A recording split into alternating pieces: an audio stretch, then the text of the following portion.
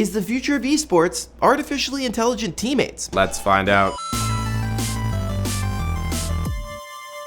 In 2012, something amazing happened. A group of students passed the Turing Test in a version of Unreal Tournament. They created bots that played the game so convincingly that a jury actually thought that the bots were being controlled by humans. The winning bots achieved a humanness rating of 52%, while the human players on the same scale only received on average a rating of 40%. This means that the bots seemed more human to us than actual humans. The jury couldn't tell the difference. Computers are clearly pretty talented at playing games, so this got me thinking. Why not let them play esports? This idea isn't as crazy as you might think. In fact, we're already seeing it with other sports. Formula One drivers, for example, have crazy advanced technology in the cockpit. Part of the competition is having the best team of engineers designing your car. For our red-blooded Americans out there, Nascar has automated camera systems that pick up driving patterns that are imperceptible to the human eye and alert drivers for when it's time for a pit stop. And no, you're not seeing these types of technologies being implemented on the field in sports like football and soccer, but off the field for training, computer-assisted programs are helping professional athletes enhance their game. I was like, Coach, what do I need? And he was just like,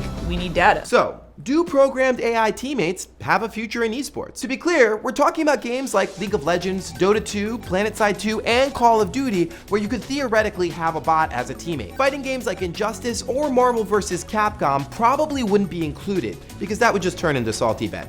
And StarCraft probably isn't included either, because directing AI-controlled armies is already kind of the point. But imagine other possibilities. Playing alongside AI could streamline the game, getting the mundane stuff out of the way and making it more fun and electric to watch. For example, teams wouldn't have to be so fanatical about keeping up with respawn times. Some Call of Duty teams actually have members that do this exclusively. They're basically acting like computers anyway, so why not just replace them with one? AI teammates could keep track of incubating aliens in natural selection too. And in League of Legends, why waste esports athletes' time farming minions when AI could do it way more efficiently, as the fastidious gold farming bots in World of Warcraft prove. In his new book, Smarter Than You Think, author Clive Thompson introduces the concept of Centaurs, people who've made symbiotic relationships with technology. They gain the logical processing skills of a Spock while maintaining the spontaneity and good fortune of a Kirk. For example, after Garry Kasparov lost to the computer Deep Blue, he had a human and a computer team up. The result? Average players with average computers consistently beat both chess grandmasters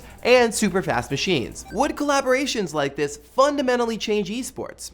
Sure, but maybe that's a good thing. We'd be rooting for the players and for those who built their AI teammates. Athletes could focus on high-level strategy. Who cares who can calculate rocket launcher respawn times the fastest? If we leave that aspect of the game to AI, then we can focus on other aspects of gameplay. Support rampages and kill streaks could be a lot more epic with the help of AI. Well, let's not roll out the welcome mat to our faithful artificial sidekicks just yet. There is a possible doomsday scenario.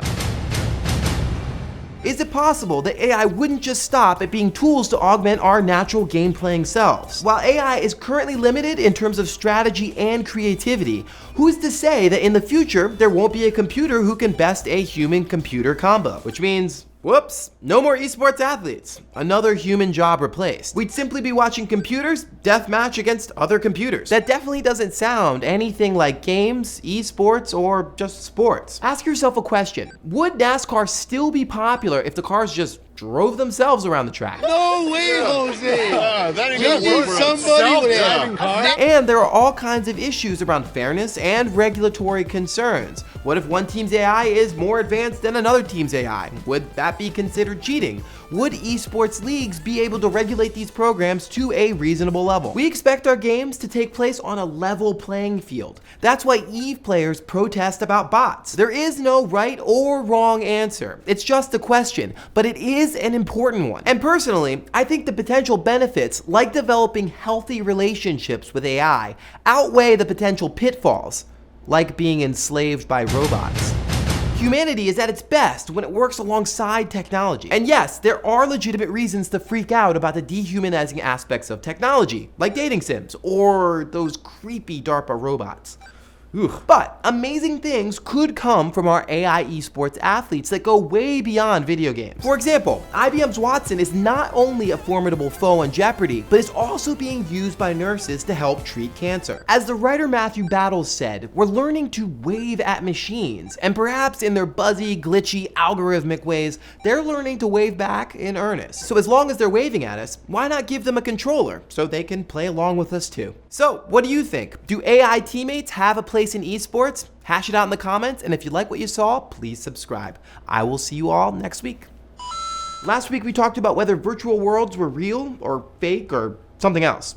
Let's see what you had to say. First of all, many of you pointed out that virtual worlds are virtual. That's why they're called virtual, which is very funny. But I was speaking metaphorically, not literally, but you know, good one. Mike Pratt left an excellent comment and a quote from Jeremy Bailenson, the head of the Virtual Human Interaction Lab at Stanford, in which Bailenson outlines a concept called the virtual catch-22, which is essentially that our brain is unable to distinguish between virtual worlds and real ones, which is a nice little piece of brain science to kind of bolster our whole point. Thank you for that. Jason Wills says that his Team Fortress 2 hats are as real as all of his other hats, but then in a plot twist, notes that he doesn't have any other hats, which is just confusing. Christopher Callis, in a rare moment of lucidity, says that he loves trains, to which I say, awesome, here's some more. Chris Fox makes a comment that I wish I'd actually included in the episode, which is that Minecraft, with its procedurally generated worlds, is actually a multiverse simulator, which is just... Alex Molina and others point out that Los Santos is based on Los Angeles, which is part of Rockstar's long tradition of basing their virtual cities on actual ones like New York, London, etc.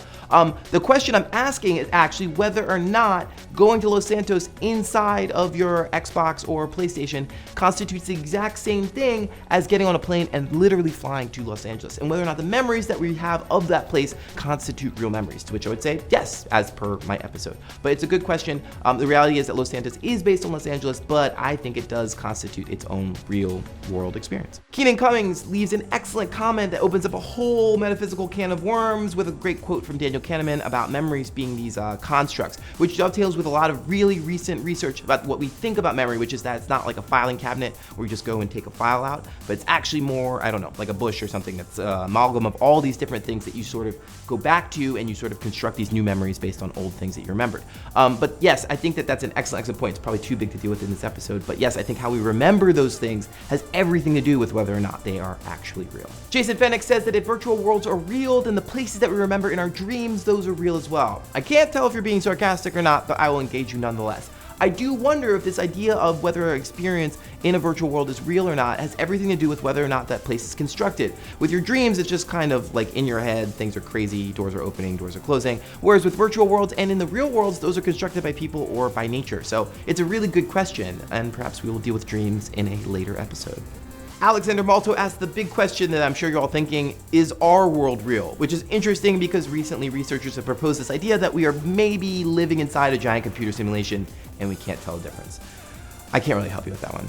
Amy Lambeth makes an amazing point, which is that right now virtual worlds and our experiences with them are bounded by really our only two of our senses, which is basically being able to see and being able to hear. And there are all these other senses that we have, sense of touch, sense of smell, the other kind of hidden senses like a sense of awareness. Those things aren't really being activated right now by virtual worlds, but I'm sure there are amazing people at Valve Software that are working on it right at this moment.